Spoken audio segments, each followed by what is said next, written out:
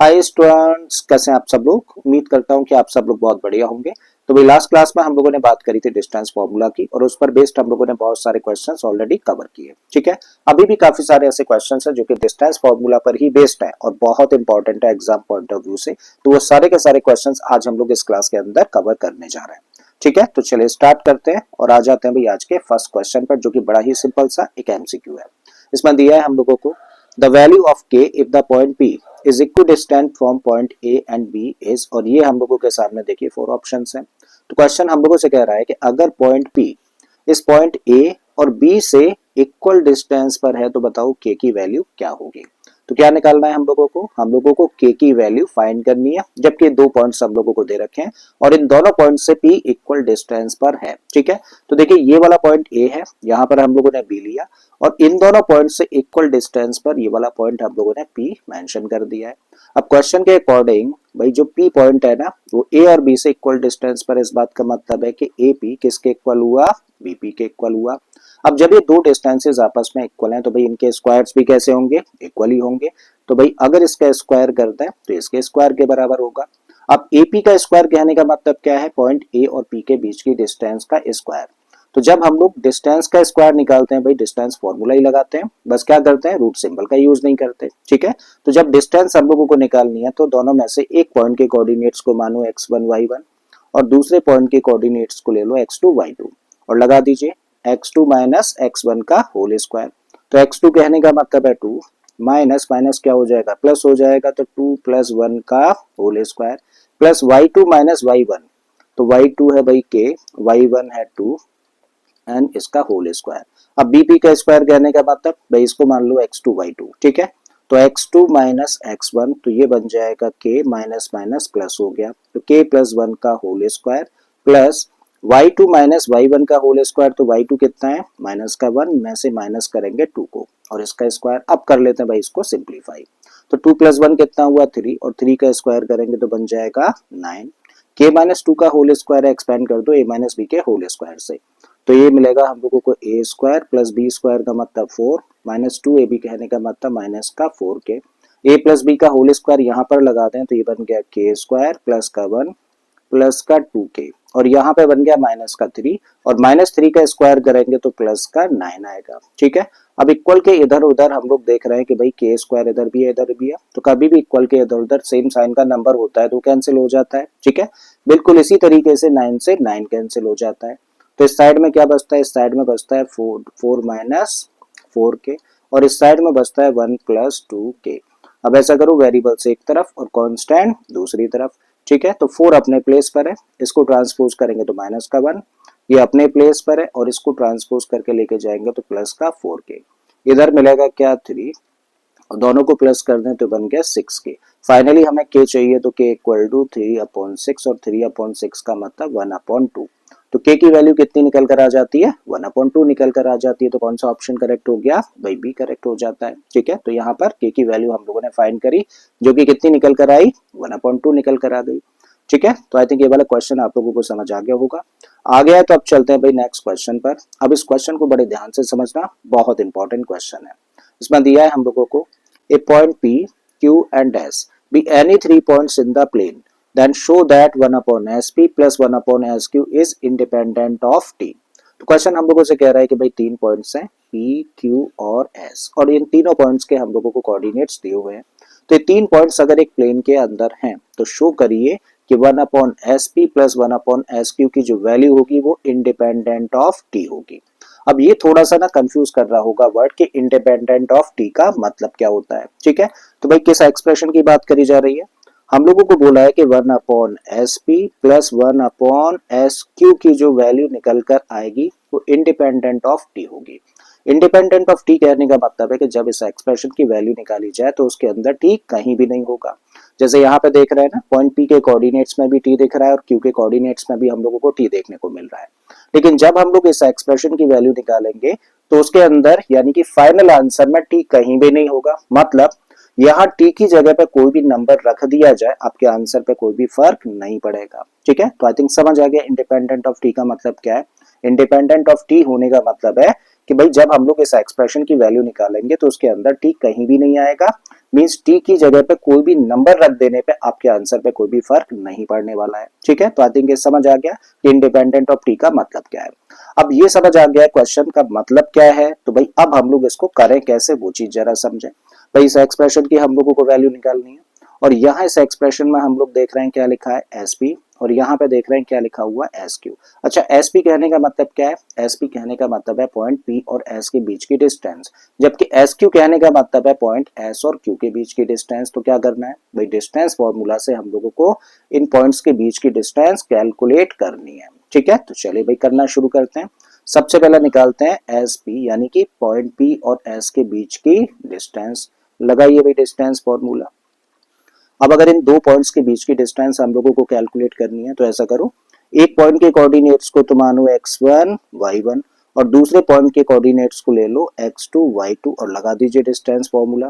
Distance formula क्या होता है? अंडर रूट में x2 माइनस x1 का होल स्क्वायर। तो x2 की जगह पर क्या देख रहे हैं भाई, यहाँ पर है a स्क्वायर, माइनस x1 की जगह पर क्या है, यहाँ पर है a, तो इसका square, plus y2 minus y1 का होल स्क्वायर लिखें, और y2 की जगह पर हम लोग देखें क्या लिखा हुआ है 280, इसमें से माइनस करेंगे y1 यानी कि 0 को, और इसका स्क्वायर।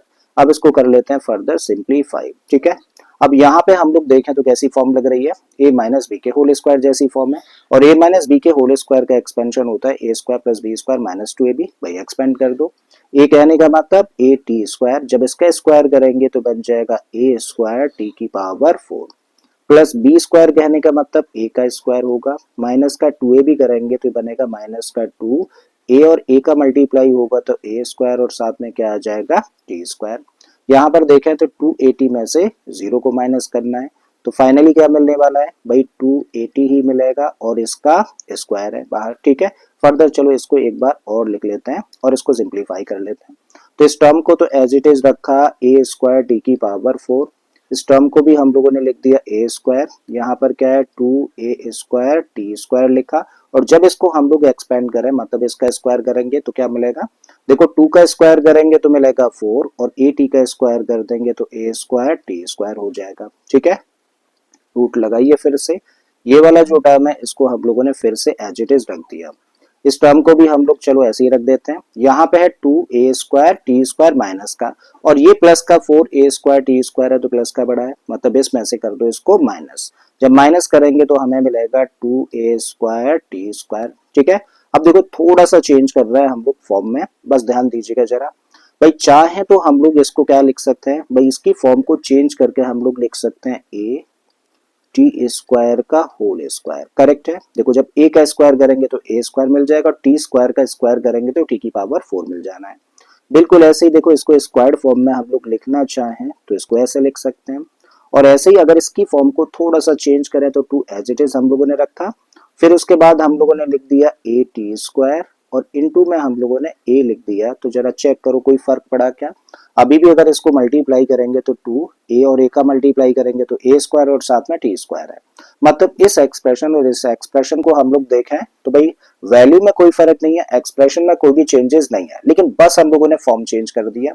अब जो फॉर्म हम लोगों के सामने बनकर आ रही है ना, वो कैसी बनकर आ रही है, अगर हम लोग इसको a पढ़ लें तो ये बनेगा a स्क्वायर, इसको b पढ़ लें तो ये बन जाएगा b स्क्वायर, तो a square plus b square plus 2ab जैसी फॉर्म है, और a square plus b square plus 2ab तो एक्सपेंशन होता है किसका भाई, ये होता है a प्लस बी के होल स्क्वायर का।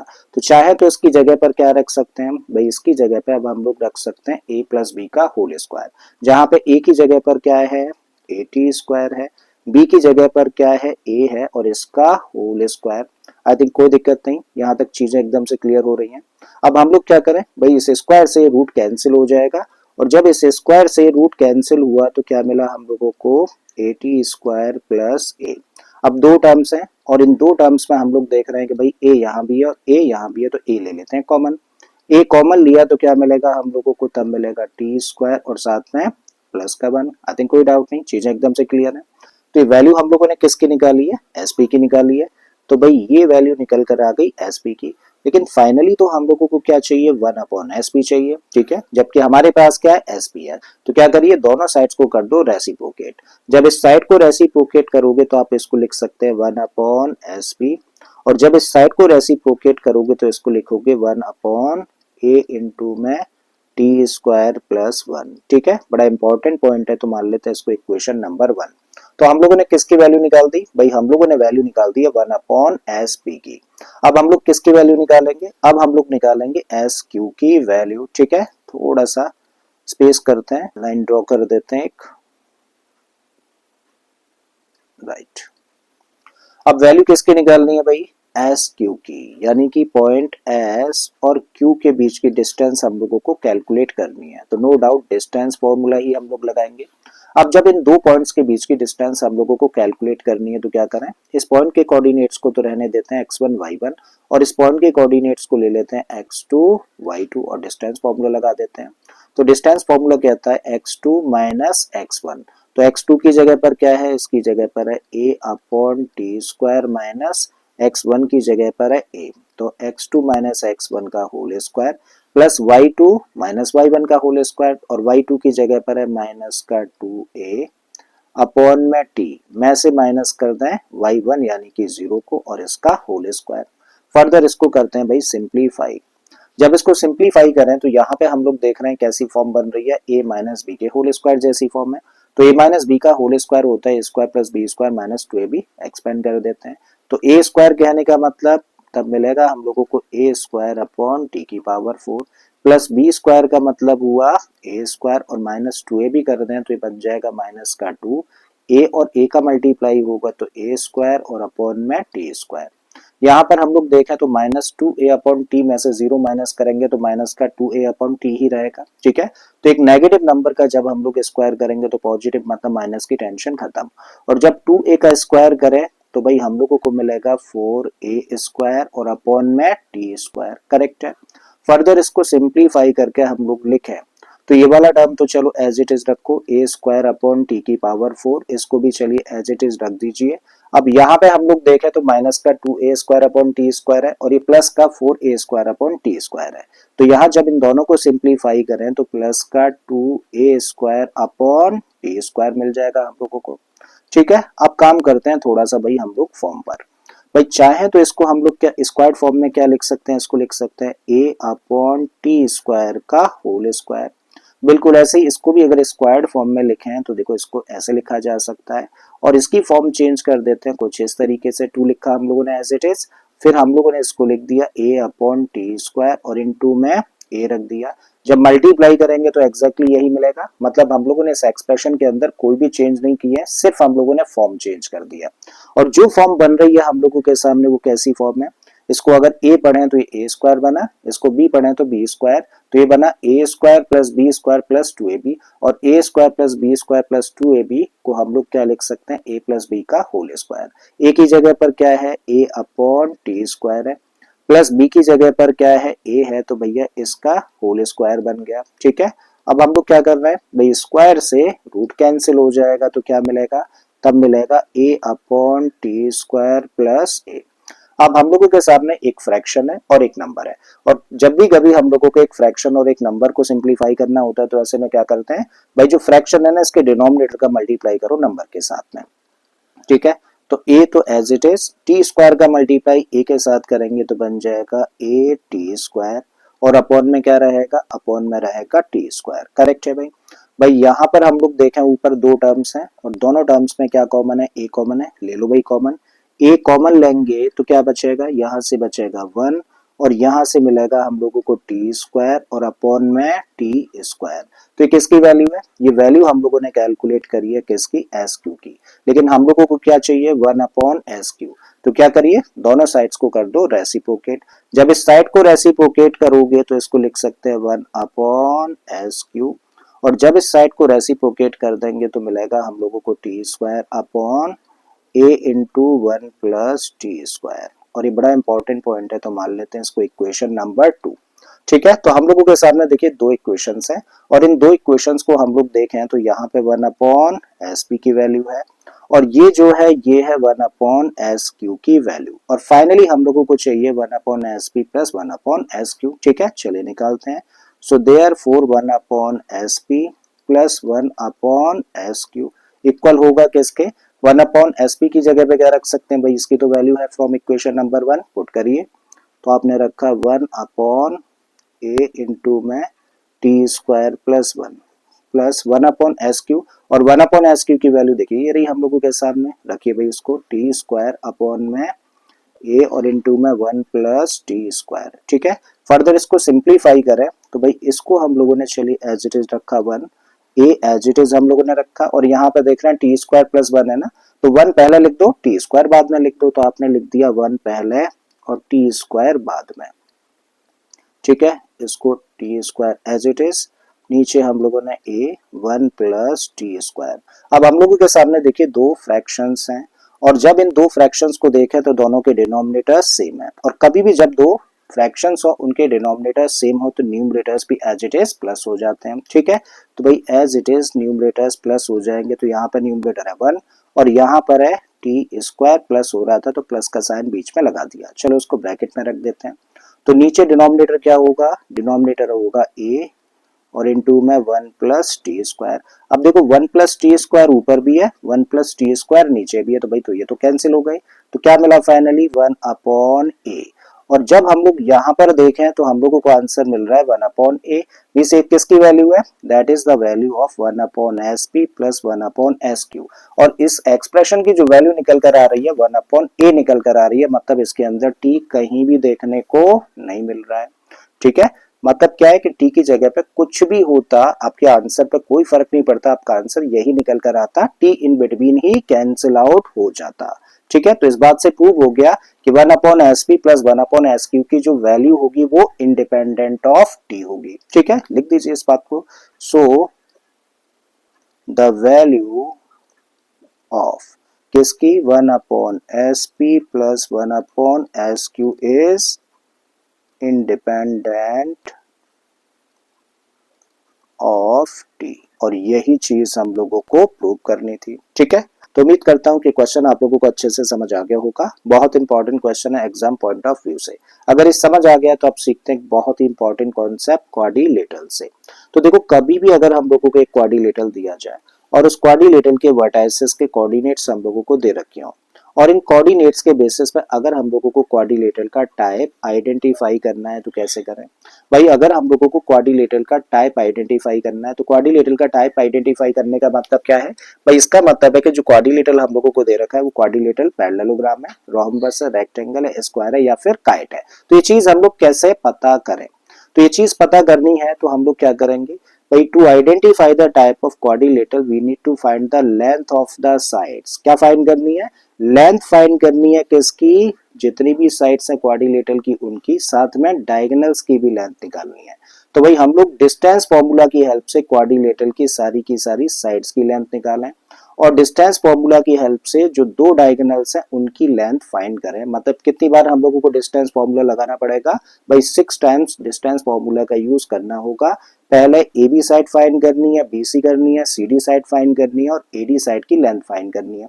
फिर उसके बाद डायगोनल एसी की लेंथ निकालो और बीडी की लेंथ निकालो। और इतना करने के बाद में अगर आप नोटिस करते हैं, क्या नोटिस करते हैं, आप नोटिस करते हैं कि भाई क्वाड्रिलेटरल की जितनी भी साइड्स हैं all the sides are equal, also the diagonals are equal. मतलब सारी की सारी साइड्स जो हैं वो आपस में इक्वल हैं, साथ में जो डायगोनल्स हैं वो भी आपस में इक्वल हैं। तब आप कह सकते हैं कि दिया गया क्वाड्रिलेटरल क्या है, एक स्क्वायर है। मतलब आपके सामने जो सिचुएशन निकल कर आई वो क्या है कि A B, B C, C D और डी ए, ये 4 साइड्स हैं क्वाड्रिलेटरल की, और ये 4 की 4 साइड्स आपस में इक्वल हैं। ऑल्सो एक और चीज नोटिस करी आपने, क्या नोटिस किया कि भाई जो ए सी डायगोनल है वो बी डी डायगोनल के इक्वल है, करेक्ट है। तो ये 4 साइड्स इक्वल हैं और जो डायगोनल्स हैं वो भी आपस में इक्वल हैं। तो ऐसे केस में हम लोग क्या कह सकते हैं कि भाई दिया गया क्वाड्रिलेटरल एक स्क्वायर है। मान लीजिए ऐसी सिचुएशन नहीं होती है तो दूसरी सिचुएशन क्या हो सकती है भाई, आप नोटिस करें कि ए बी बी सी के इक्वल है, साथ ही सी डी और साथ ही डी ए के भी इक्वल है, लेकिन जो डायगोनल्स हैं वो आपस में इक्वल नहीं है। ठीक है, तो all 4 sides are equal but the diagonals are not equal. तो ऐसे केस में उस क्वाड्रिलेटरल को क्या बोलेंगे, रोम्बस बोलेंगे। आई थिंक ये दो चीजें क्लियर है। अगर सारी की सारी साइड्स इक्वल है क्वाड्रिलेटरल के, साथ में डायगोनल्स भी इक्वल है, तब तो आप उसको बोलोगे स्क्वायर। और अगर सारी की सारी साइड्स इक्वल है लेकिन डायगोनल्स डिफरेंट है तो फिर कहेंगे कि दिया गया क्वाड्रिलेटरल क्या है, अपने आप में एक रोम्बस है। ठीक है, मान लीजिए सिचुएशन नहीं रहती है। अब आपके सामने जो नई कहानी निकल कर आती है वो ये है कि opposite sides are equal but the diagonals are not equal. Means आमने सामने की जो साइड्स हैं वो तो इक्वल है लेकिन जो डायगोनल्स हैं वो इक्वल नहीं है, तो फिर वो क्या होगा, पैरेललोग्राम होगा। अच्छा, आमने सामने की साइड्स का मतलब ए बी और सी डी कैसी साइड्स है, आमने सामने की यानी कि अपोजिट साइड्स है। और दूसरा पेयर अपोजिट साइड्स का हम लोग देखें तो ए डी और बी सी करेक्ट है। मींस आपके सामने जो सिचुएशन है वो है A B is equal to C D and A D is equal to B C correct है। तो ये वाली साइड इसके इक्वल है और ये वाली साइड इसके इक्वल है। ठीक है, और डायगोनल्स इक्वल नहीं है। ठीक है, तो but A C is not equal to B D. तो ऐसे केस में क्या बोलेंगे, ऐसे केस में बोलेंगे जो क्वाड्रिलेटरल हम लोगों के सामने वो अपने आप में एक पैरेललोग्राम है। मान लीजिए सिचुएशन ना हो, थोड़ी सी डिफरेंट हो, और डिफरेंट में क्या हो, अपोजिट साइड्स तो भैया इक्वल हो और डायगोनल्स भी इक्वल हो। ठीक है, अपोजिट साइड्स कहने का मतलब ए बी इक्वल है किसके, सी डी के, एंड जो ए डी साइड है वो बी सी के इक्वल है करेक्ट, और साथ ही डायगोनल्स आपस में इक्वल हो। तो एक और नई चीज क्या कि जो डायगोनल ए सी है वो किसके इक्वल है, बी डी के इक्वल है।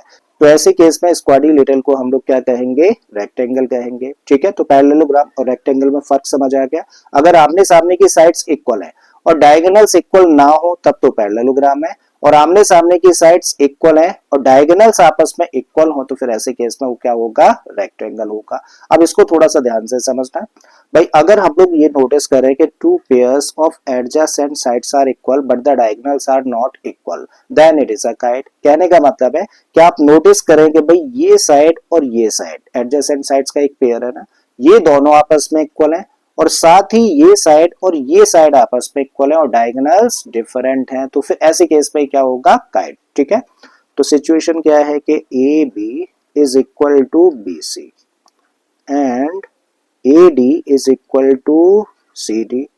ठीक है, और एक और चीज है यहाँ पे कि diagonal A C is not equal to diagonal B D, मतलब ये साइड इसके इक्वल है और ये साइड इसके इक्वल है और डायगोनल्स डिफरेंट है, मींस आपस में इक्वल नहीं है, तो फिर ये क्या होगी, काइट होगी।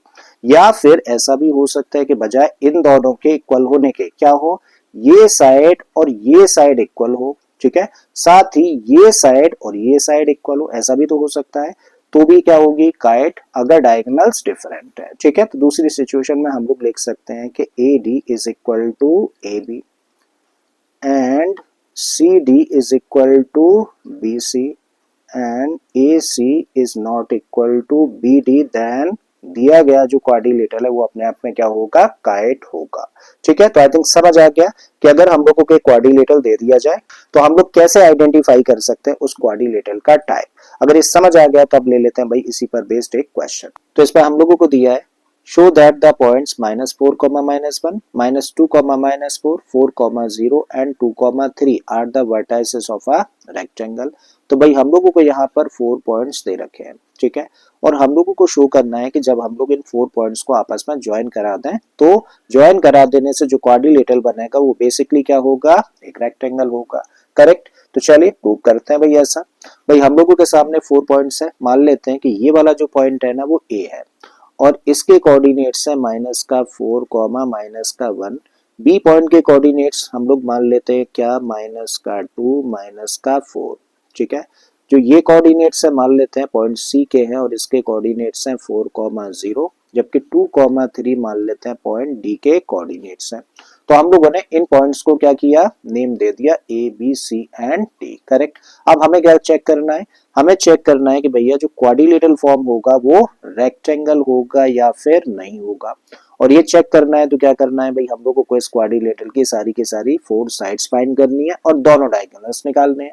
उसके बाद ही हम लोग चेक कर पाएंगे, उसके बाद ही नतीजे पे पहुंच पाएंगे कि दिया गया क्वाड्रिलेटरल एक रेक्टेंगल होगा या फिर नहीं होगा। तो आप क्या करिए, ए बी की लेंथ फाइंड करिए। तो ए बी की अगर हम लोगों को लेंथ फाइंड करनी है तो डिस्टेंस फॉर्मूला लगा दें, लगाइए भाई इन दोनों के लिए distance formula.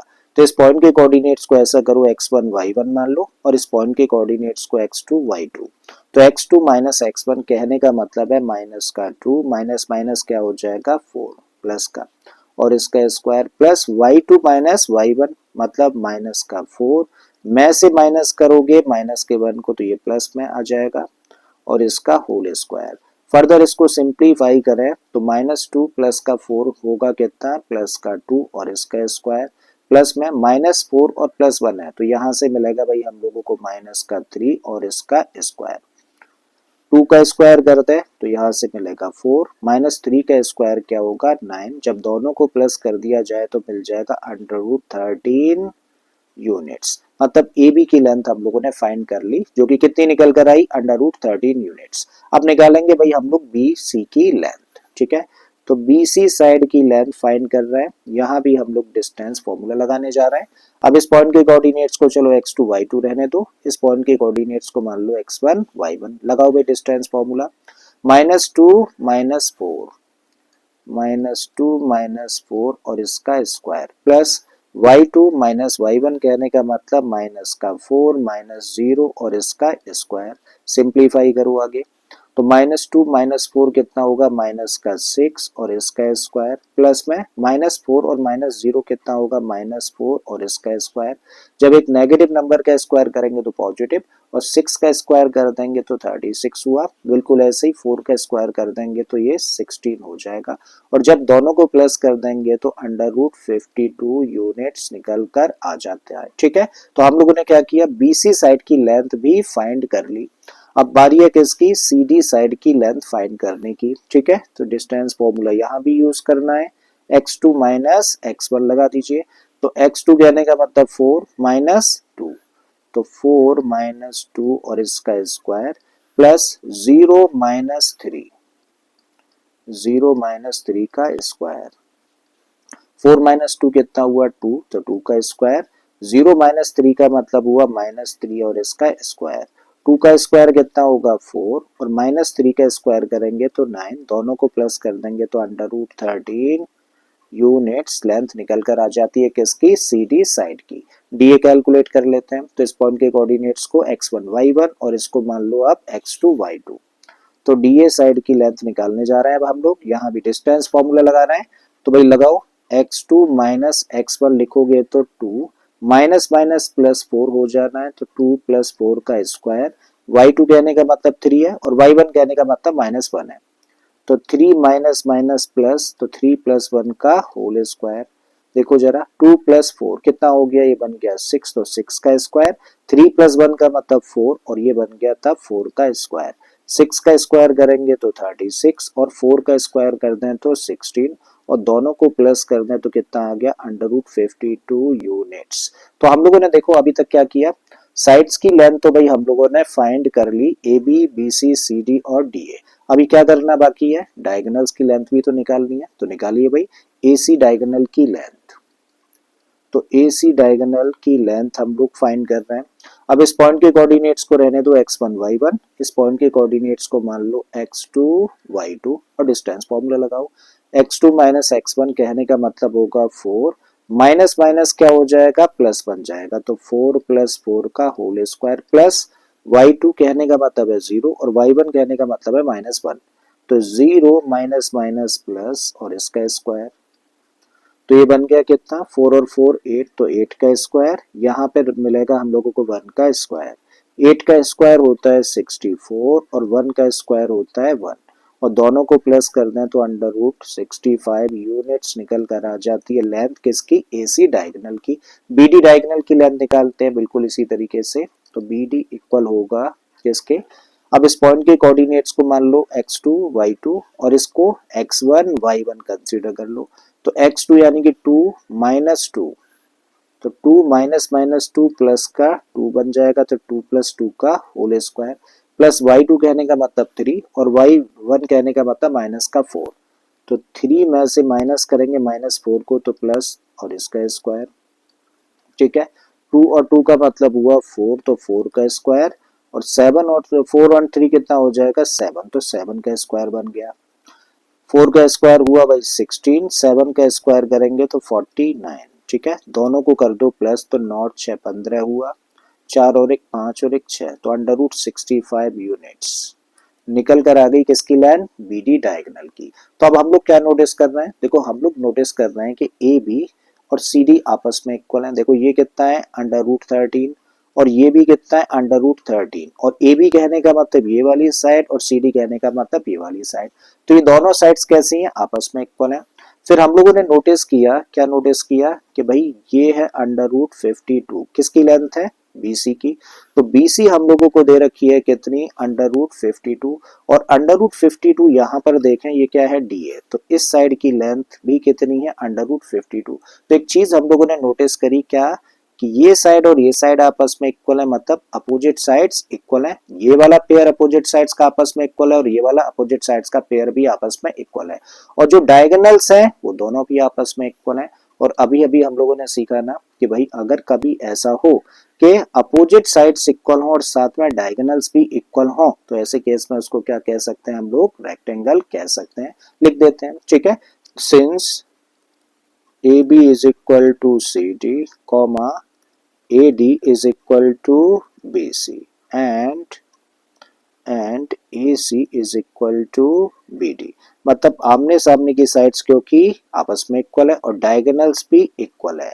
So this implies क्या कि ABCD क्या है, एक रेक्टेंगल है, या फिर कह लो कि दिस इम्प्लाइज क्या कि माइनस का 4 माइनस 1 कॉमा माइनस का 2 माइनस 4, फिर 4 comma 0 and 2 comma 3 are the vertices of a rectangle। तो भाई यहाँ पर हम लोगों ने शो कर दिया कि जो 4 पॉइंट्स हम लोगों को दे रखे हैं, बेसिकली वो 4 पॉइंट्स एक रेक्टेंगल की वर्टाइसेस हैं। ठीक है, तो आपको समझ आ गया होगा कि जब हम लोगों को 4 पॉइंट्स दे रखे हो किसी भी क्वाड्रिलेटरल की, तो उस क्वाड्रिलेटरल के टाइप को आइडेंटिफाई करना है या प्रूव करना है तो कैसे करते हैं। अगर ये बात आप लोगों को समझ आ गई है तो अगला क्वेश्चन फिर आप लोगों के लिए है। इसमें दिया है name the type of quadrilateral form if any by the following points and give reasons for your answer.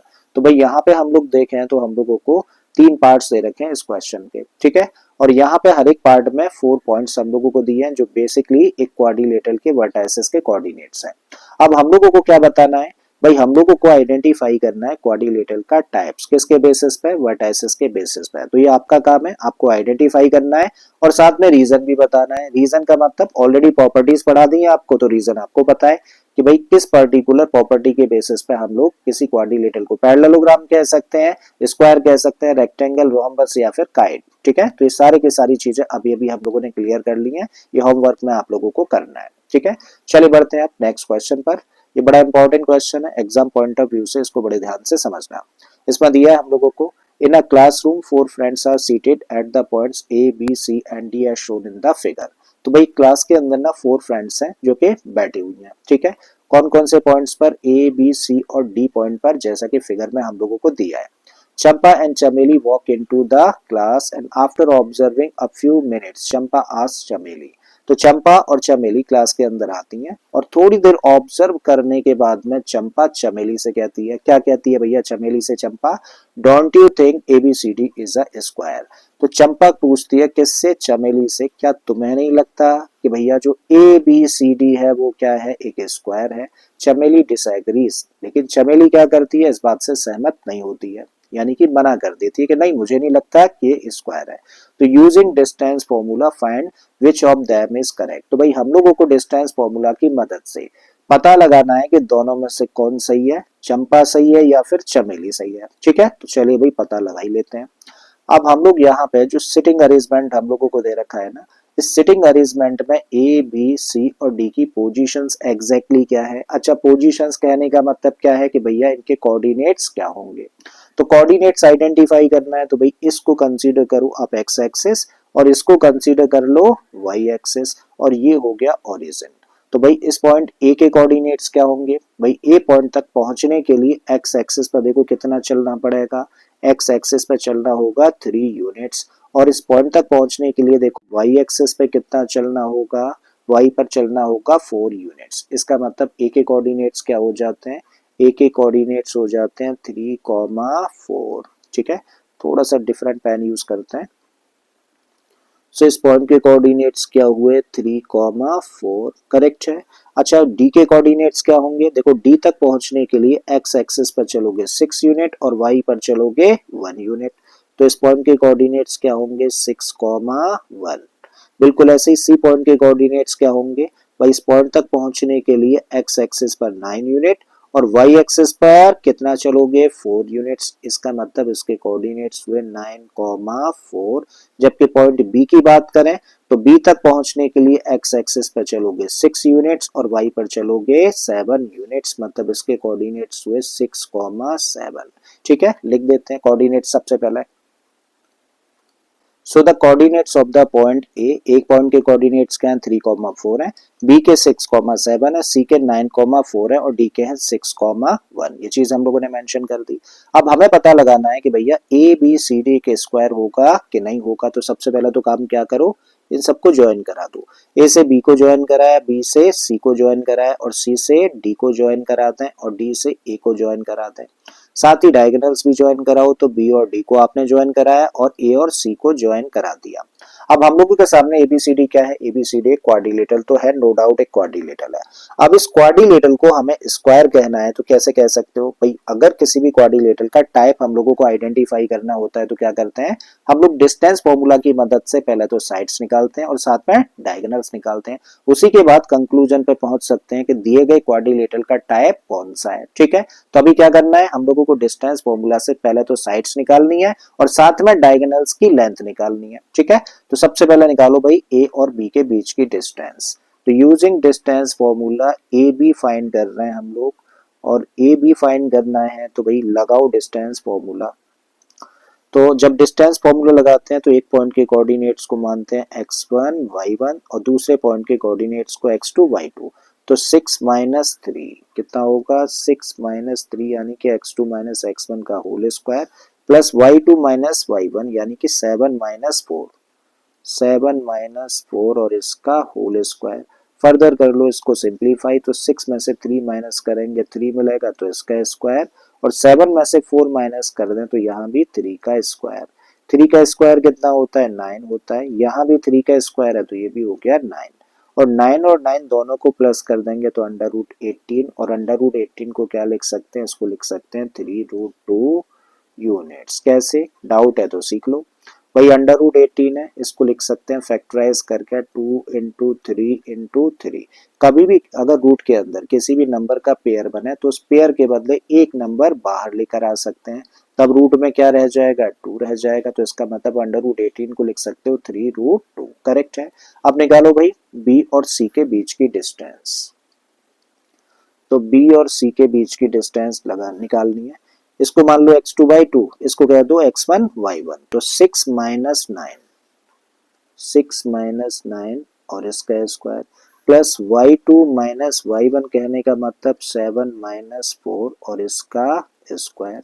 Simplify कर लो, देखो 6 माइनस 9 कितना होगा माइनस का 3 और इसका स्क्वायर, 7 में से 4 माइनस करोगे तो 3 और इसका स्क्वायर। एक नेगेटिव नंबर का स्क्वायर भी पॉजिटिव, माइनस की टेंशन खत्म, तो 3 का स्क्वायर यहाँ से मिलेगा 9, इस 3 का स्क्वायर यहाँ भी 9, दोनों को प्लस कर दें तो √18 और √18 का मतलब 3√2 यूनिट्स। तो भाई BC की लेंथ भी कितनी आ गई 3√2 यूनिट्स निकल कर आ जाती है।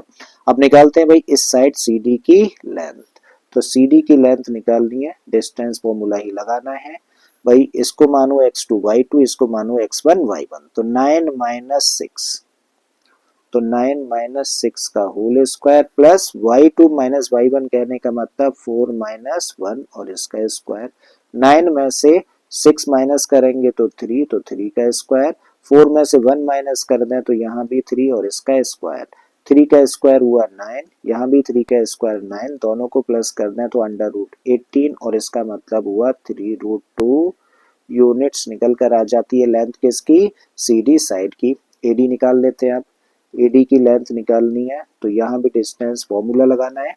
अब A और D के बीच की डिस्टेंस कैलकुलेट करनी है, तो ऐसा करो इस पॉइंट के कोऑर्डिनेट्स को x1 y1 और इसके कोऑर्डिनेट्स को x2 y2 मान लो, तो 6 माइनस 3, 6 माइनस 3 और इसका स्क्वायर प्लस y2 कितना है 1 है, y1 कितना है 4 है, तो y2 माइनस y1 का होल स्क्वायर, 6 में से 3 माइनस करेंगे 3, तो 3 का स्क्वायर, 1 माइनस 4 कितना होगा, माइनस का 3, इसका स्क्वायर कर दो, सिंप्लीफाई करें तो 3 का स्क्वायर होगा 9, माइनस 3 का स्क्वायर भी कितना होगा 9, जब दोनों को प्लस कर दोगे तो अंडर रूट 18, और अंडर रूट 18 का मतलब 3√2 यूनिट्स निकल कर आ जाती है लेंथ किसकी, एडी की।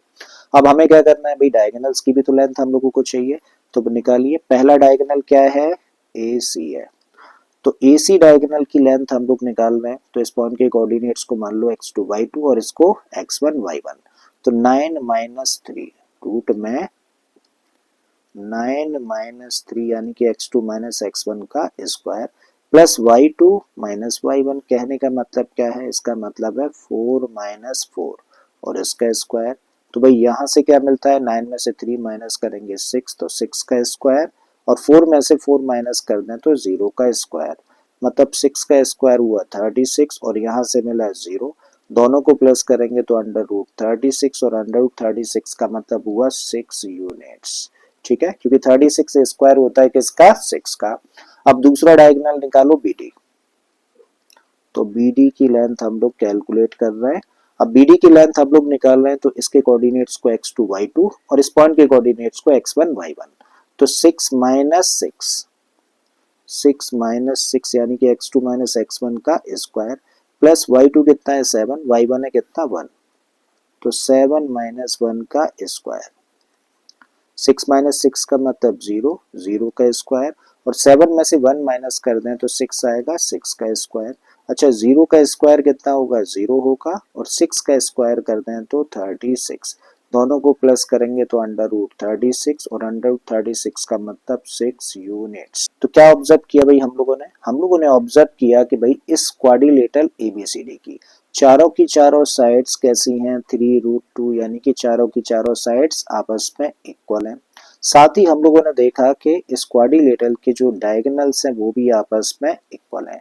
तो कभी भी किसी भी क्वाड्रिलेटरल की अगर चारों साइड्स इक्वल हो, साथ में डायगोनल्स भी इक्वल हो, तो इस बात से क्या प्रूव हो जाता है कि वो क्या होगा, एक स्क्वायर होगा, ठीक है, लिख दीजिए, since all the four sides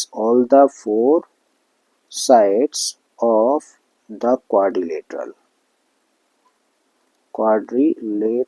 कौन सा, ABCD are equal and the diagonals are also equal, hence it is a square। तो इस बात से प्रूव हो जाता है कि भाई ये क्या है, एक स्क्वायर है, तो इसका मतलब कौन सही है, देयरफॉर चंपा आस्क चमेली, यानी कि चंपा ने बोला था ना चमेली से, क्या आपको नहीं लगता ये स्क्वायर है, तो इसका मतलब चंपा सही कह रही थी, ठीक है, so therefore Champa is correct, ठीक है, क्योंकि ये स्टेटमेंट किसका था कि स्क्वायर है, ये स्टेटमेंट था चंपा का, करेक्ट, तो इसका मतलब चंपा करेक्ट है।